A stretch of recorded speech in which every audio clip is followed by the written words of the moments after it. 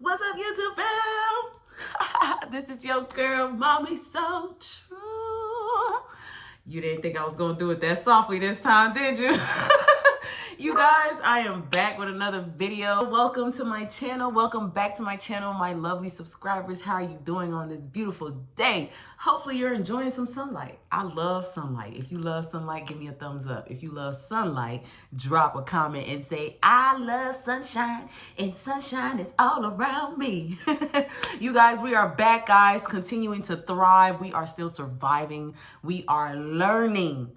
We are exposing narcissistic abuse as it is. I am here to educate, elaborate, exaggerate, react to narcissistic abuse, teach you guys, show you stories for a reason.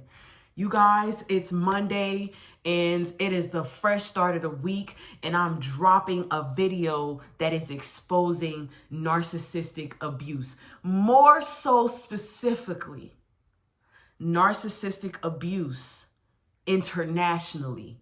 You guys, I know I'm in America. I know I live in America. I know I've been Americanized, blah, blah, blah. But y'all know that I am African. You guys know that I am Ghana born. I am a Ghana born girl. My blood is Ghana. My family is fully Ghanaian.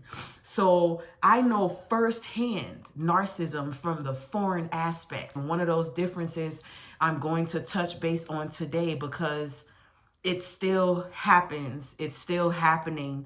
And foreigners don't want to speak up about it.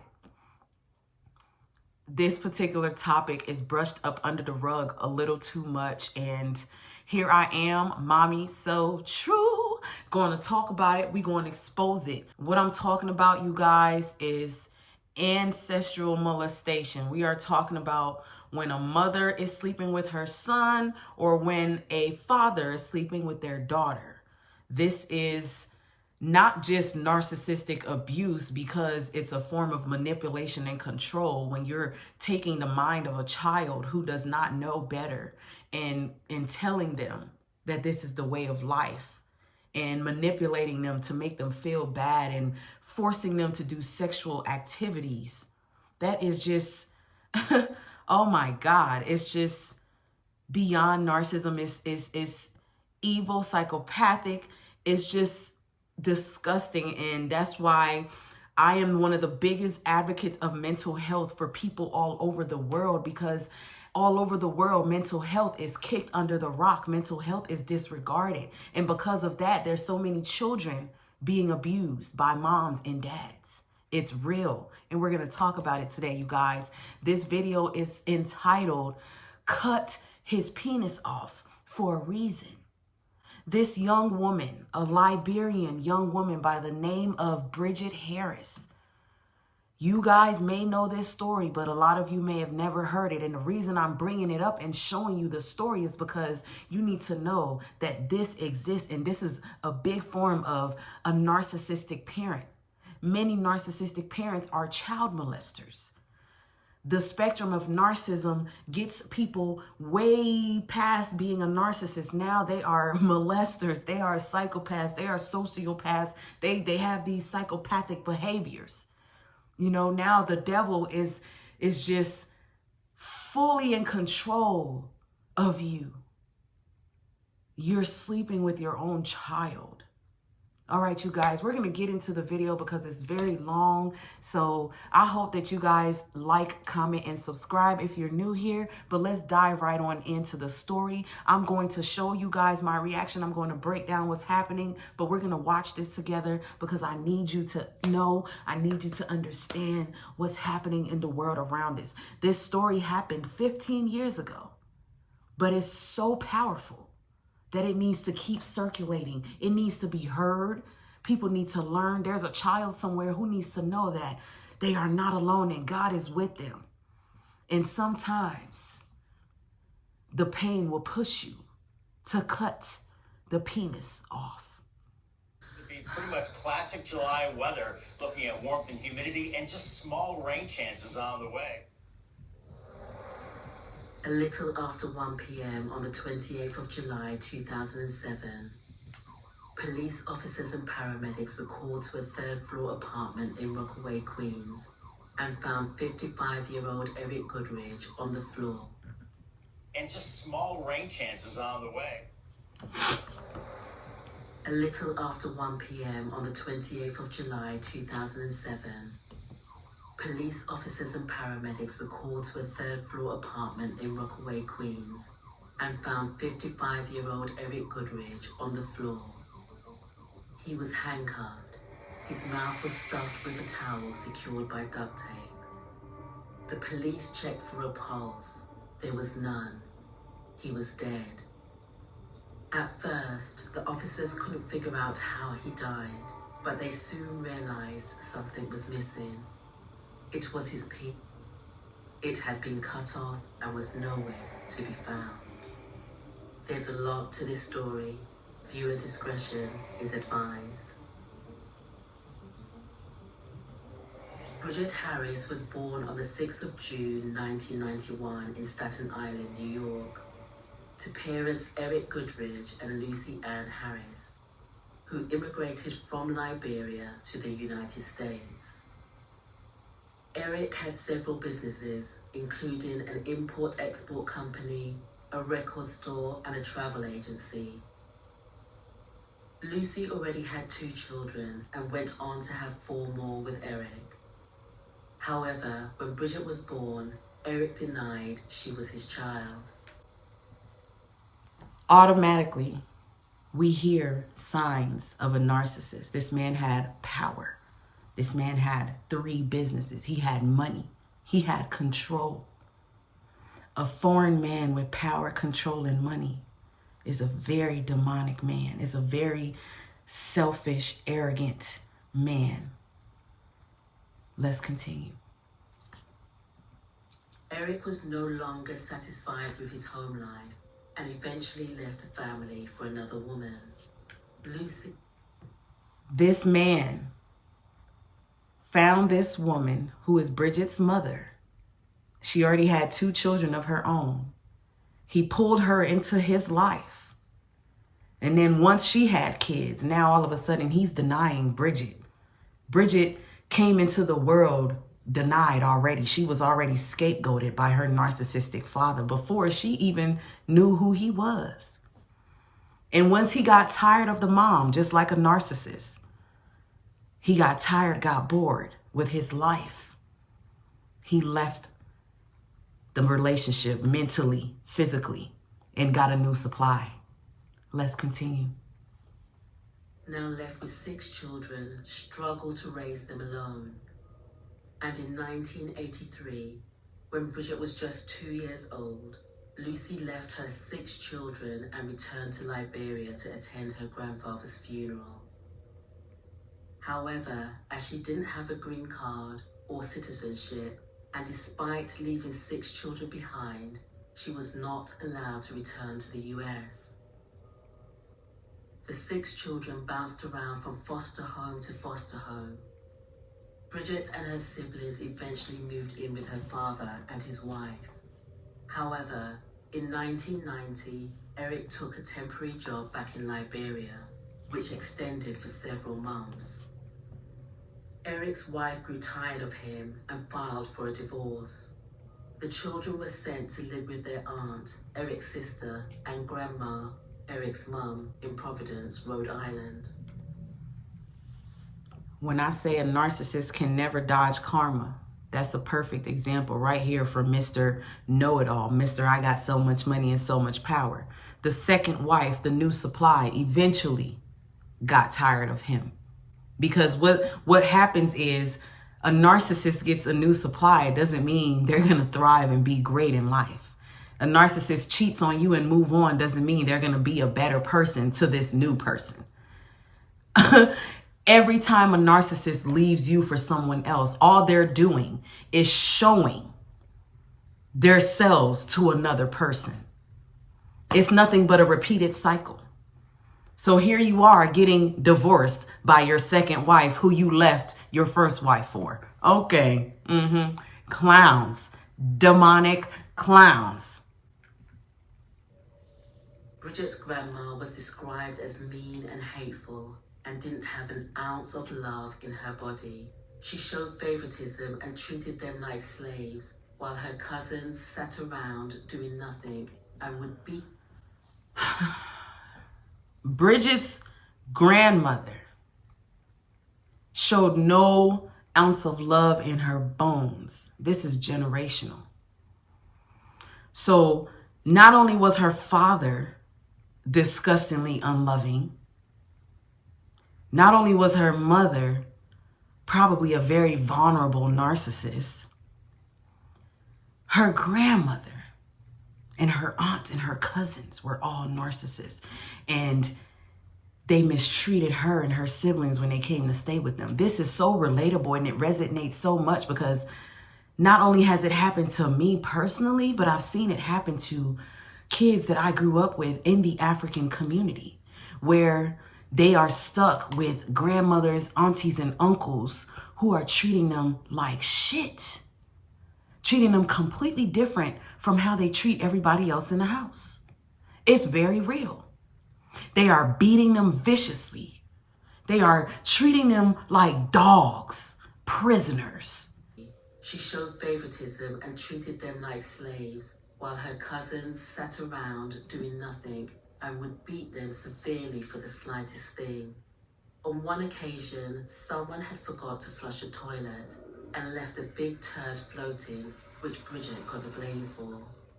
Bridget's grandmother went berserk, grabbed Bridget by the collar and stripped her naked. Bridget had no idea why she was in trouble. Whilst her cousins watched, her grandmother took a stick and beat her so hard it split her skin. You would think that was enough. However, her grandmother wasn't satisfied with beating and bruising Bridget. She went on to tell Bridget to bend over and poured red pepper sauce into her butt. Then continued to cover every part of her split skin in pepper sauce. On another occasion, her grandmother, again angry with Bridget, threw a phone and hit Bridget in the mouth and broke her front tooth. When she took Bridget to the hospital, she told her to tell the nurses she had fallen off her bike. In February 1994, at the age of 12, Bridget and her siblings went back to Liberia and reunited with their mother. Bridget was excited to meet her mother, as she believed she would now receive genuine love and acceptance. However, she couldn't have been more wrong. After about 2 weeks, Bridget and her siblings began to feel ignored. Bridget soon came to the realization that her mother didn't care. Bridget contracted malaria and was in hospital for 2 weeks. Her mother didn't visit her, as she said she had a church revival to attend. Once again, her mother abandoned her, and Bridget was again living with relatives. However, living in Liberia was a culture shock for her and her siblings, as Liberia was going through a civil war that worsened in 1996. Somehow, Bridget's mother got documents proving her children were American citizens, and they were airlifted back to the US. Once back in the US, Bridget again bounced around from relative to relative in shelter. She also traveled back and forth between Liberia and the US. Eventually, in 2007, Bridget finally found a place of her own with no one to answer to. She had made new friends and was working as a security guard in JF Kennedy Airport and was no longer in contact with her father. However, not long after moving into her apartment, her father, Eric, called. Bridget had no interest in talking to him and told him to lose her number. Eric's health was failing, and in June of 2007, he returned to the US to seek better medical treatment. His daughter Carlene allowed him to stay with her. Bridget wasn't happy that her father was now living with her sister. Carlene tried to convince Bridget to forgive their father as he was trying to make amends. All right, I'm gonna pause here. This video is so long and I'm not going to take my whole time to watch the whole video with you guys. I'm gonna drop the original video link in the description for anyone interested in watching this on their own.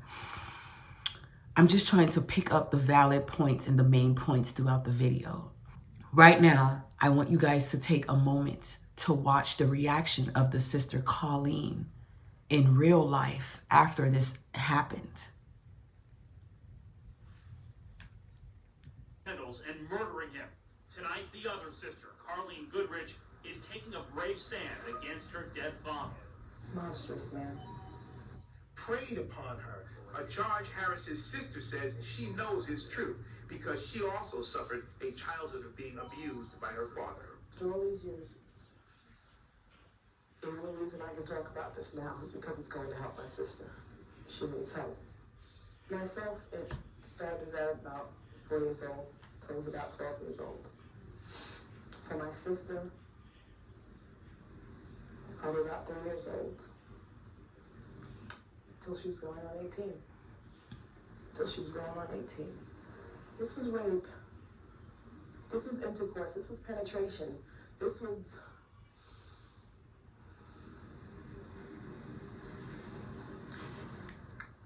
A sister breaking her silence today in a bizarre case of family revenge. A case that isn't what it seemed. Sadly, she dealt with this for so long by herself when I was right there. And I went through the same dark thing with her and did nothing. What the evidence is going to reveal here is that You guys, so many times in the narcissistic family dynamic, not only one child is being abused, but only one child is brave enough to want to do something about it. This sister was also being abused, but she was also brainwashed by the dad. And when he was young, when he got older and sick, she took him in, which is so disturbing to hear because it's almost like she was brainwashed to forgive what happened to her because that was her dad. This story resonates with me so much today, you guys, because this is my family's story. This runs in my family's lineage.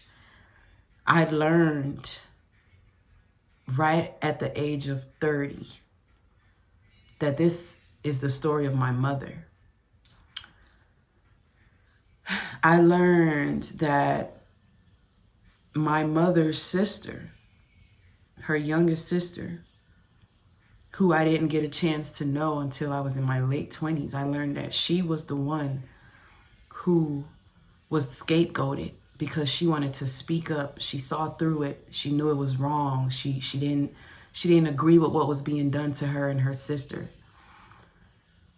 But because of the let's push it under the rug, let's forgive, that's your father, you know, in the international mind, respect and respecting your parents and honoring and obeying your parents means allowing them to penetrate you and being quiet about it. And that is sick as fuck to me. When I learned that my grandfather did that, my heart broke for my mother. It gave me closure because I now understood why she was so cold, why she does not have emotions, why when things happened to me, she was just like, oh, you good. He tried to rape you, it's okay, forgive him. What? That is sick as fuck.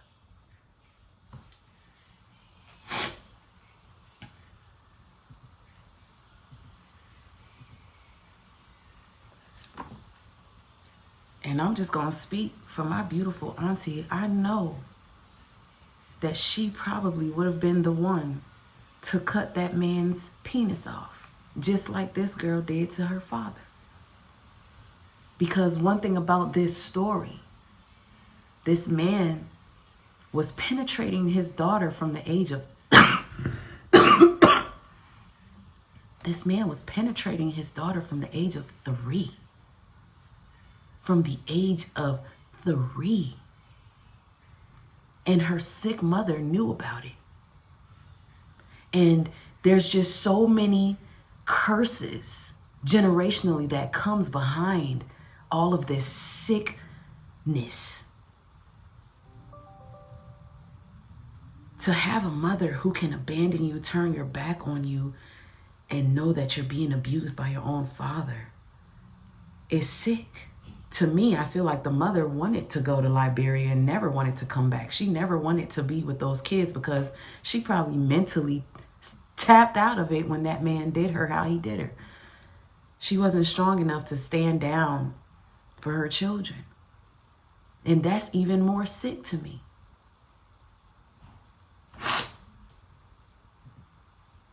Although Eric was a well-respected entrepreneur in his community, behind closed doors, Eric was a monster.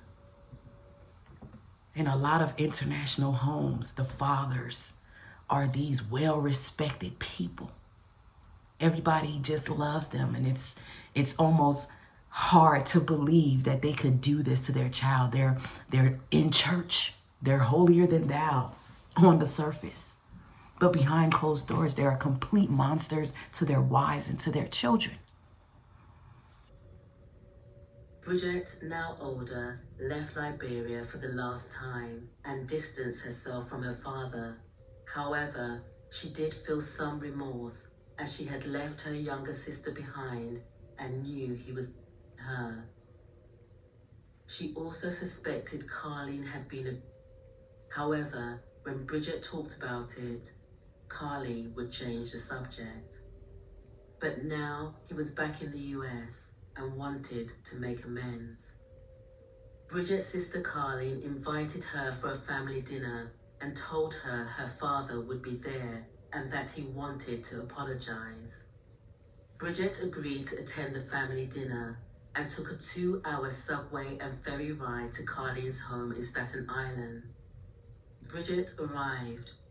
This was the first time she had seen Eric in years, and she was immediately angered by what she saw. Eric was bouncing her niece on his leg just like he used to do to her as a child.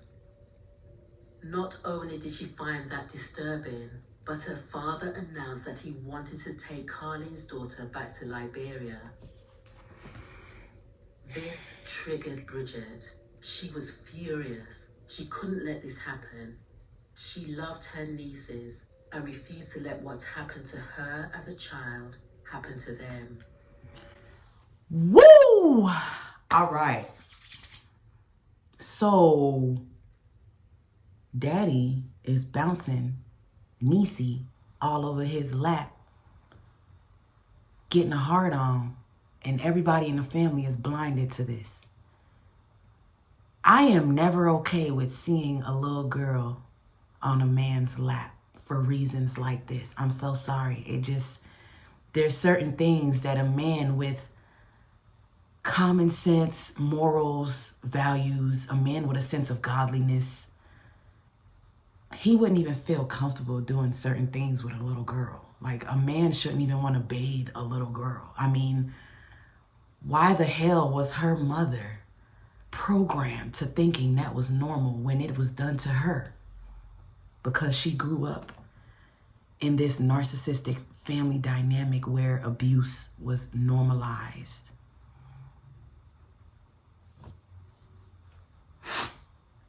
I want to get into how she cut the penis off a little bit before I end the video. Because to me, I know, although it sounds crazy that she did what she did, she saved her family. She broke some type of generational curse. I mean, sometimes the necessary needs to be done. I'm not telling anybody to go out here and cut somebody's penis off. Please do not take this video and run with it and make the news and say, "Mommy So True told me to cut that penis off." No, I'm not saying that. Please, whatever you do with this information is on you. But y'all, I just want you to get a glimpse of how she annihilated this man's life and dismantled his ding-a-ling, as she should have. At the age of 4, Eric began to make excuses and was not admitting to what he had done, which was pissing Bridget off. She eventually told him that she had invited him to her apartment to ask him not to take her nieces to Liberia. She told him she knew his intention and he needed to stop. And since he wanted to make amends, here was his chance. However, Eric denied ever doing anything wrong.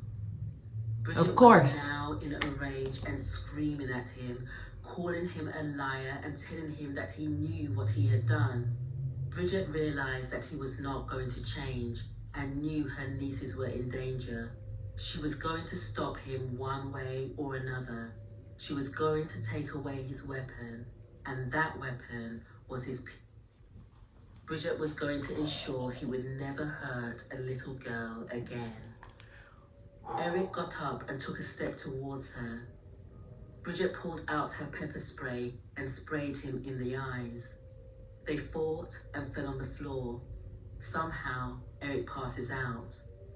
She looked for a way to restrain him. She found some handcuffs, a novelty she had bought after her friends teased her about her job as a rent-a-cop. She put them on him and noticed he was having trouble breathing. She was in a total panic now, scrambling for a way to revive him. She splashed him with some water and started calling his name. He woke up and started screaming. She decided she had to gag him. She got a towel, stuffed it in his mouth and wrapped duct tape around his head to secure it, leaving large holes so he could breathe. Bridget pulled down his pants. She used scissors at first. When they didn't work, she looked for the scalpel she had purchased from eBay about a month ago. To keep him still, she pressed her knee on his windpipe. One cut was enough. To her surprise, there wasn't much blood. Bridget knew that the doctors would try to reattach it if found, and she didn't want that to happen.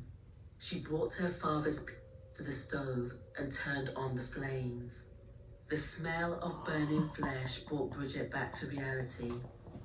She turned the stove off, put the burnt organ in a paper towel, and called 911, but hung up as she realized she had to leave the apartment first.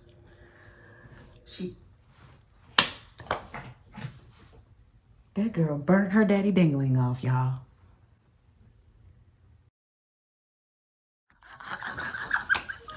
This is not funny. This is just so sick. I have to laugh because I don't want to cry. I don't want to cry. I don't want to cry. I don't want to cry. I'm laughing because the devil deserved it. I am not one of those people who have pity on the devil. That man was the devil. He was a demon and he deserved what he got. I'm so sorry. I haven't even watched the end of this video. I do not know where this young woman is. I do not know, what the consequences was. I don't even think that matters. Because the moral of the story is when a narcissist pushes the wrong person too far, it can get very ugly for them. This could be narcissistic mom, dad, son, daughter, sister, brother, husband, or wife. Some of the abuse and some of the pain caused by a narcissist is unbearable. This woman couldn't take the thought of her father doing this to her nieces, and she was the only one in the family designed to make it stop. That's why exposure is necessary, because we have to make it stop. We have to protect the generations to come. We cannot be afraid of the devil. The narcissist is the devil. You guys, thank you for watching. I know that was crazy, but I just have to educate the world because this type of shit is going on right now while you're watching this video. Somebody is somewhere penetrating his 5-year-old. Somebody somewhere is making their 5-year-old son give them oral sex. Somebody somewhere is watching their niece. I mean, should I go on? Drop a comment, like, share the video, share the content, you guys. This is your girl, Mommy So True. And if you resonate with any of this and you need someone to speak with, you need an outlet, you need a shoulder, I'm here for that. Hit me up, book a session, book a consultation. Reach out to me. I'm on every platform, Mommy So True. I'm here for you. I understand it. I'm going through it myself. I know how it feels. I've been there. And trust me, I am the one that will cut the penis off of a narcissist if I have to. Thank God, though, that I haven't had to. You guys, I love y'all. I will be back with another video. Until next time.